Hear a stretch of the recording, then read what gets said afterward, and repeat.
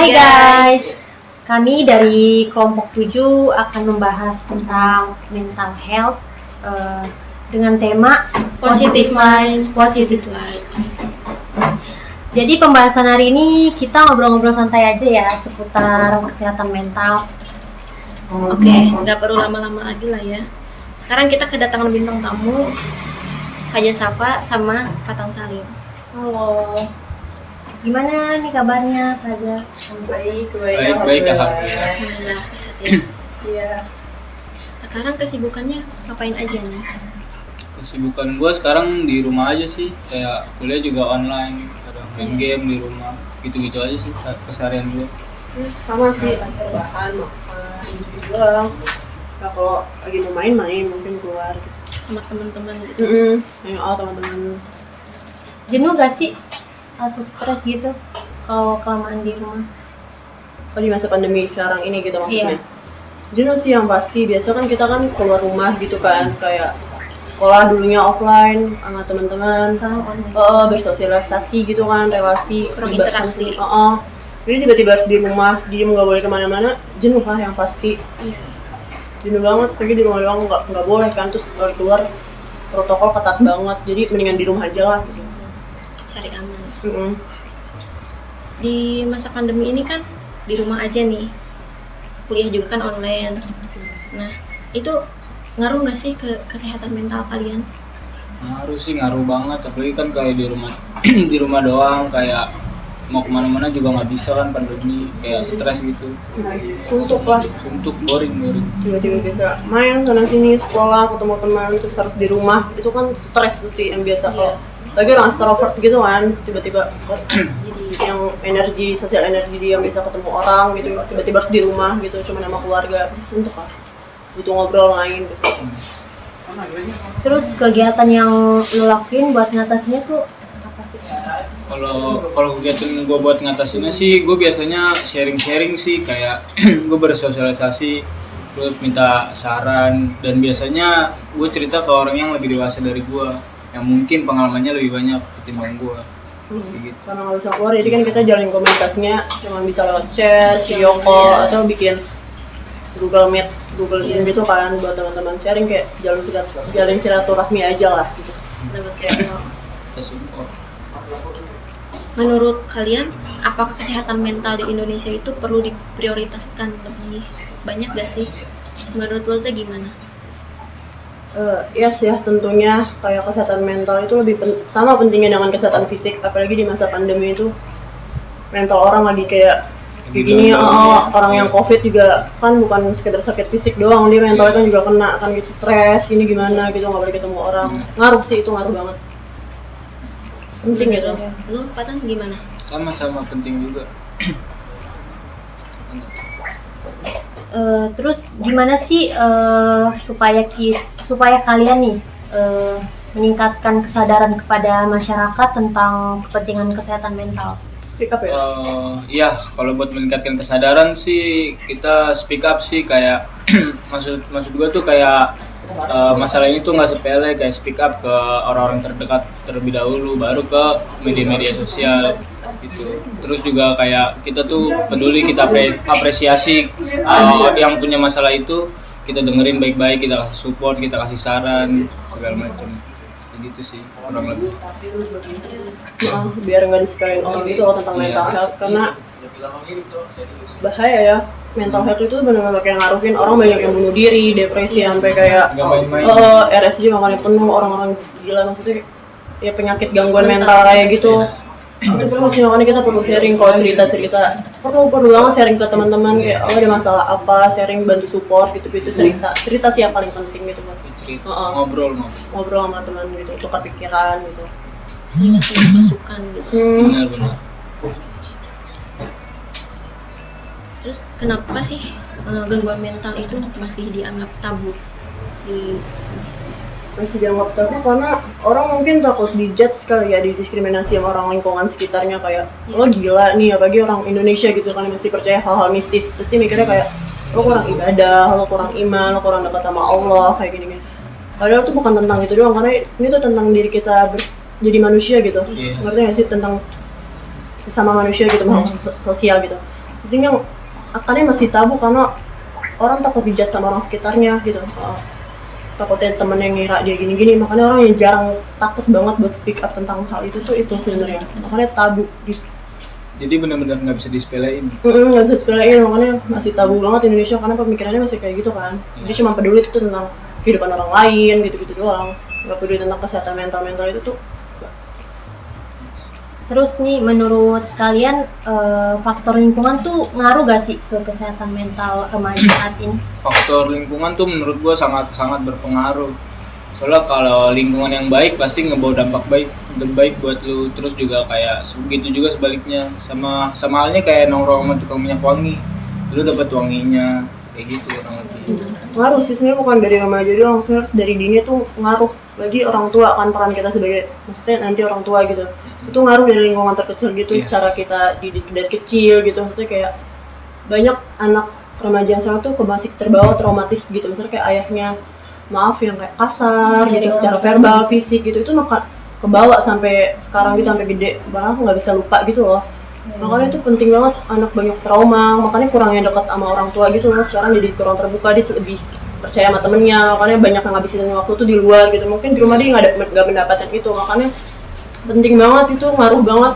Lingkungan juga harus yang baik gitu. Ya benar kata Fatan, kita main sama orang ini gitu. Saya kan remaja kan, ikut yang di masa-masa yang kita pengen banyak hal ini loh, teman kita begini kita harus pengen tahu, ini begitu harus pengen tahu, kayak gitu sih. Penting gitu.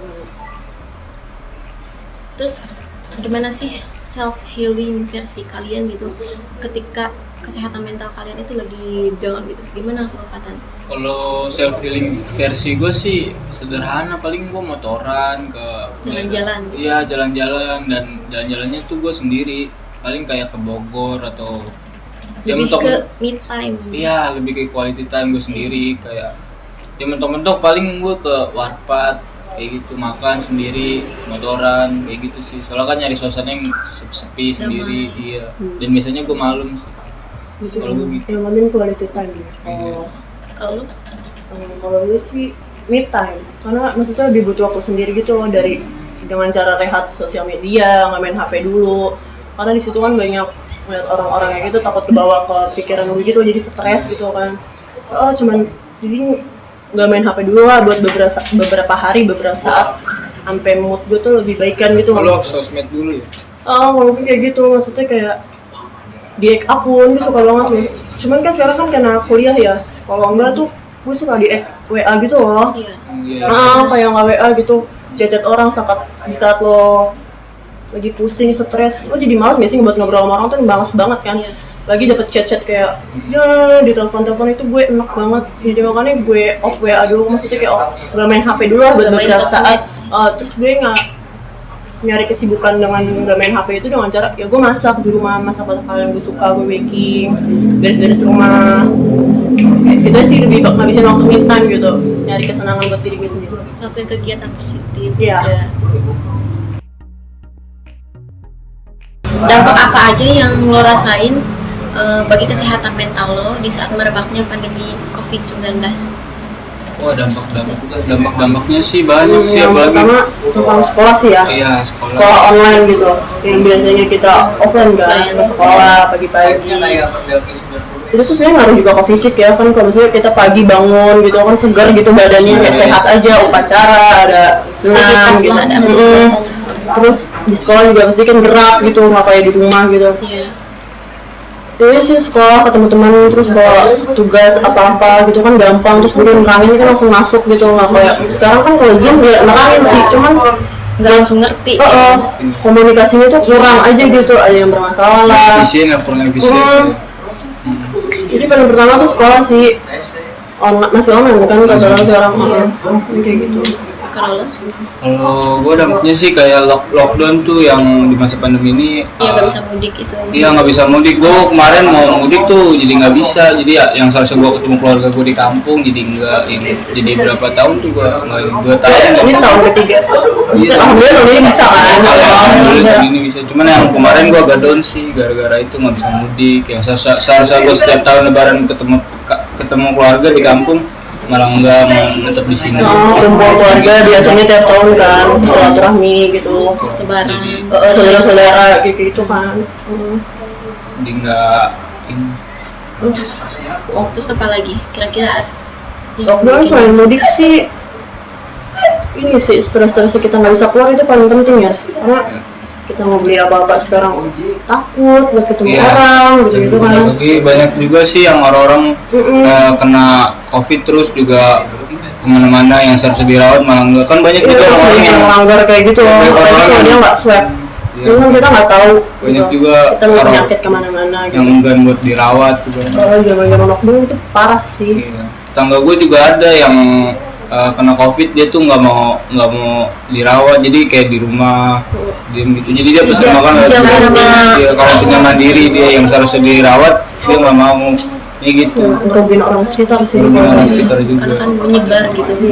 Dan impactnya ke dia juga, dia kena kayak sindiran dari orang-orang, kena cibiran dari orang-orang, jadi omongan satu RT gitu. Jadinya jauhin ya dari mata. Iya, gue pernah itu dijauhin sama orang. Gue pernah kena COVID kan. Gue swab, gue tuh udah negatif dan gue ke Wisma. Maksudnya ya udah gue dirawat gitu di sana. Itu kan harus dirawatnya kita negatif 14 hari ya. Iya. 14 hari di sana juga stres banget sih, ngelakuin apa-apa sendiri, tidur sendiri, terus kayak nyuci baju juga sendiri kan di sana. Sepi, nggak ketemu keluarga, susah, bawaannya nangis, mau kayak jauh dari rumah sih gimana sih? Kayak rumah teman lo aja tuh nggak sabar pengen pulang kan, karena kangen nyokap lo, bokap lo gitu. Stres banget tapi harus sendiri. Tapi ya emang ada untungnya juga sih ketemu banyak orang gitu. Cuma lebih ke stresnya banget sih, kepikiran. Jadi tuh yang menghambat kita buat susah sembuh gitu loh, karena kepikiran kayak aduh gue nyusahin keluarga gue ya kalau kayak gini kan. Kita ngirim-ngirim makanan, walaupun emang makan sana kan kita kadang pengen makan, gue pengen makan yang lain deh gitu, lagi pengen BM-BM-an aja loh gitu, terus pengen itu sih. Terus gue udah negatif dan gue pulang, gue masih dijauhin sama orang-orang sekitar rumah gue gitu loh, kayak pada takut gitu buat ketemu gue, padahal gue juga udah negatif gitu.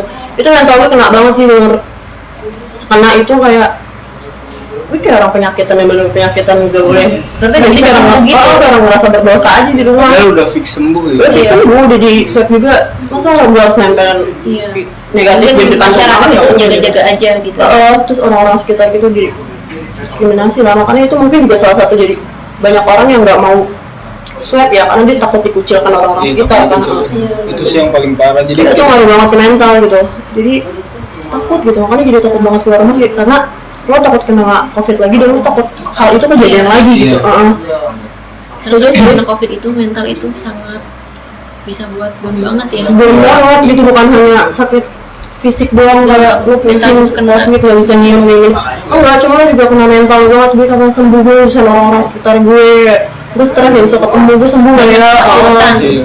Tapi paling penting itu, paling takutnya itu takut gue ngeluarin orang. Takut itu gini, apalagi keluarga kan. Orang tua kan rentan gitu ya, udah tua gitu, gue takut banget itu sih. Dan gue juga kalau COVID sih umpamanya maaf kalau emang sampai kena, tapi jangan sampai, itu sih yang paling gue takutin, kayak cibiran dari orang-orang, dikucilkan, itu sih yang paling pertama gue takutin. Kayak soalnya bakal down banget kan kalau kayak gitu. Banget itu kena banget gitu. Oke. Terus apa aja sih kesan dan pesan kalian nih untuk remaja yang lagi mentalnya tuh lagi down?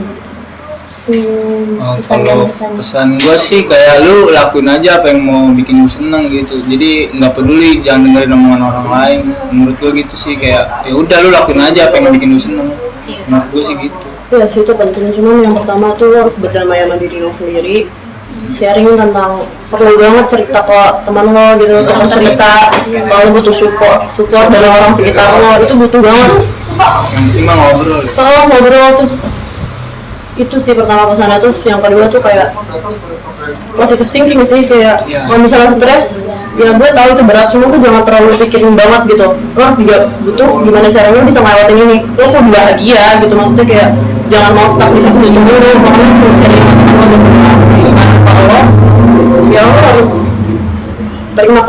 masukan itu dan lo laksanain gitu, lo lakuin gitu kalau emang itu yang terbaik. Terus lakuin juga hal-hal makan makanan enak gak sih? Iya. Itu bikin mood lo naik banget. ya pasti. Makanya kayak lebih happy terus tuh ya lakuin hal yang lo suka. Lo suka apa kalau lo merasa mental lagi gak baik-baik aja gitu, lo lakuin hal yang suka. Kalau gue sih ya masak, makan kayak gitu kan, makannya gue suka banget. Pola hidup sehat juga tuh Ya olahraga gitu kan, itu ngaruh loh. Terus yang terakhir, kalau emang lo udah nggak mampu buat nanggung masalah cerita lo sendiri, atau teman-teman lo udah nggak bisa buat di tampungan buat cerita lo bisa langsung ke psikolog ya, ahlinya gitu, langsung ke ahli yang langsung ke psikolog. Sekarang juga ini kok harganya juga terjangkau, nggak perlu lo juga ke rumah sakit, lo bisa konsul online dulu kan. Sekarang banyak di platform Halodoc gitu-gitu. Itu 35.000, kita cukup bayar 35.000, kita bisa berapa menit konsul sama mereka, kita dikasih masukan sama ahlinya langsung. Jadi itu ngebantu banget, ngebantu banget sih menurut gue. Konsul ke psikolog menurut gue tepat sih. Iya, itu hal yang paling tepat kalau emang di saat lo nggak bisa cerita ke siapa Terima kasih buat bintang tamu kita Fajar Safa dan Fatan Salim yang udah sharing-sharing pengalaman dan pendapatnya. Dan memang sepenting itu kesehatan mental bagi kehidupan kita ke depannya. Karena kita harus positive mind, positive life.